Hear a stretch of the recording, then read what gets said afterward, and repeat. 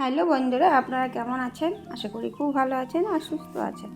আমিও খুব ভালো আছি। আজকে নতুন একটা রেসিপি নিয়ে চলে আসছি আপনাদের সামনে। তো রেসিপিটা বন্ধুরা, আজকের রেসিপির নাম হলো পেন কেক। তো পেন কেকের রেসিপিটা আপনাদের সাথে শেয়ার করব, আশা করি আপনাদের ভালো লাগবে। তো বন্ধুরা, পুরো ভিডিওটা দেখে নিন সঙ্গে থেকে।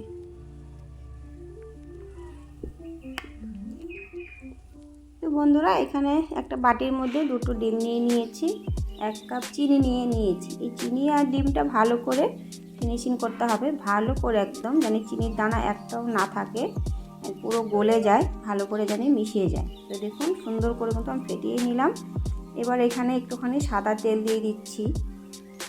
তেলটা দিয়ে আরেকবার কিন্তু মিক্স করে নিয়ে এবার বেকিং পাউডার দিয়ে দিয়েছি। আপনারা বেকিং পাউডার বেকিং সোডা দিতে পারেন, তো আমার কাছে একটাই ছিল, ওই জন্য আমি একটাই দিয়েছি। দিয়ে দিয়েছি 1 কাপের মতো ময়দা।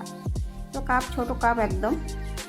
তো 1 কাপ ময়দা দিয়ে ভালো করে নিয়ে আরেকবার কিন্তু দুধ দিয়ে দিচ্ছি কিছুটা, দিয়ে আরেকবার ফাটিয়ে নিচ্ছি। ভালো করে ফাটানো হয়ে গেছে। এবার কিন্তু একটুখানি সাদা তেল দিয়ে তারপরে আমি এক এক করে প্যানকেকগুলো বানিয়ে নেব। তো হাতাটা যেহেতু ছোট, তো ওই জন্য কিন্তু 2 হাতা করে আমি দেব, 2 হাতা বা 1.5 হাতা এরকম করে দিয়ে দিচ্ছি। দিয়ে এবার কিন্তু আমি ঢেকে দেব। আর গ্যাসের আঁচটা কিন্তু একদম কমানো থাকবে, কমানো রেখেই কিন্তু বানাতে হবে, বাড়ানো যাবে না।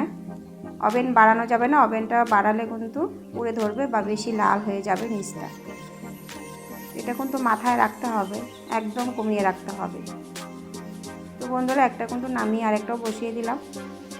একটা প্যানকেক বানাতে 1 মিনিট লাগে, একদম বললামই, গ্যাসটা কমিয়ে দিয়ে ঢেকে রাখতে হবে।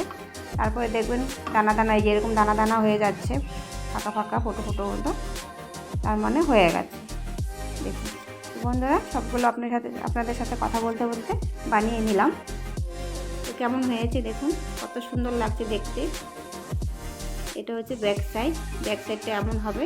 আর আগুনটা যদি বাড়ানো থাকে তবে কিন্তু বেশি লাল হয়ে যাবে, খেতে ভালো লাগবে না।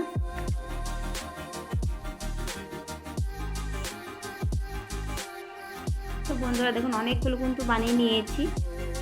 এবার সাজিয়ে নিচ্ছি। এটাতে কিছুটা চকলেট আমি লাগিয়ে নিচ্ছি। চকলেট লাগিয়ে নিয়ে স্ট্রবেরি দিয়ে সাজিয়ে নিচ্ছি।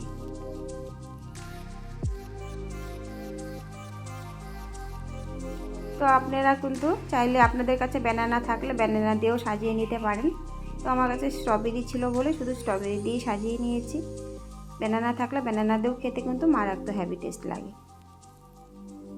এবার একটু মাঝখানে কেটে নিচ্ছি।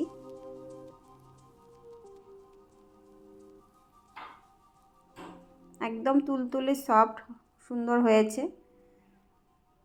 দেখুন। কেটে নিয়ে আমি একটু সাজিয়ে দিচ্ছি।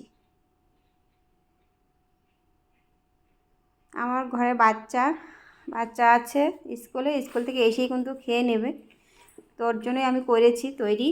ও খেতে ভীষণ ভালোবাসে প্যানকেক, এইভাবে বানিয়ে রেখে দিয়েছি, ও এসে কিন্তু খেয়ে নেবে। তো বন্ধুরা, কেমন হয়েছে অবশ্যই কমেন্ট করে বলবেন, আর যদি ভালো লাগে একটা করে লাইক দেবেন। আজকে মতো এখানে।